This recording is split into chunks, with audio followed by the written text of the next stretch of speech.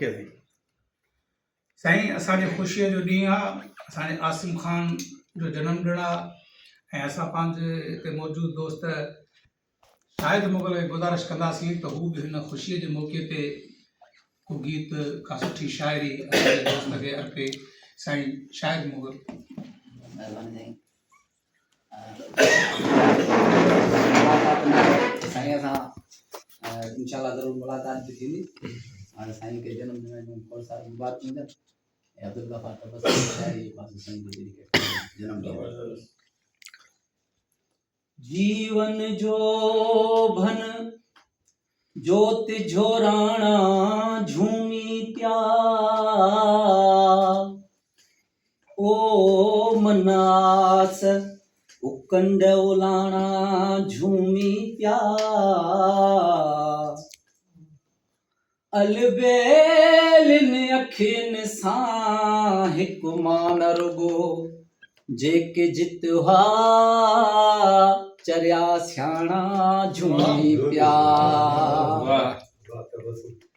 तोखे कहिड़ी ख़बर तुंहिंजूं नज़रूं मूंखे जीअण जो एहसास ॾियनि थियूं ज़िंदगीअ साण भरपूर मुर्कूं मुंहिंजे लूअं लूअं में ख़ुशबू भरनि थियूं तोखे कहिड़ी ख़बर तुंहिंजूं नज़रूं मूंखे जीअण जो एहसास ॾियनि थियूं ही गुलाबी पहर ज़िंदगीअ जा जाम ते जाम झूलन ख़ुशीअ जा ही गुलाबी पहर ज़िंदगीअ जा जाम ते जाम झूलन ख़ुशीअ जा आई पीअण पीआरण जी मौसम आई पीअण पीआरण जी मौसम ही घड़ियूं शाद मानियूं घुरनि थियूं तोखे कहिड़ी ख़बर तुंहिंजूं नज़रूं मूंखे जीअण जो एहसास ॾियनि थियूं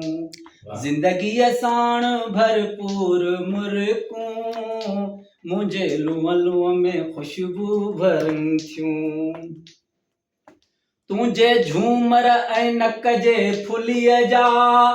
ही हवा छेड़े सहरा ख़ुशीअ जा तुंहिंजे झूमर ऐं नक जे फुलीअ जा ही हवा छेड़े सहरा ख़ुशीअ जा आतबसुम चुमे सूंह तुंहिंजी आतबसुम चुमे सूंह तुंहिंजी दीदूं दिलि खोले आजा चवनि थियूं तोखे कहिड़ी ख़बर तुंहिंजूं नज़रूं मूंखे जीअण जो एहसास ॾियनि थियूं ज़िंदगीअ साण भरपूर मुर्कूं मुंहिंजे लूअं लूअं में ख़ुशबू भरनि थियूं तोखे कहिड़ी ख़बर तुंहिंजूं नज़रूं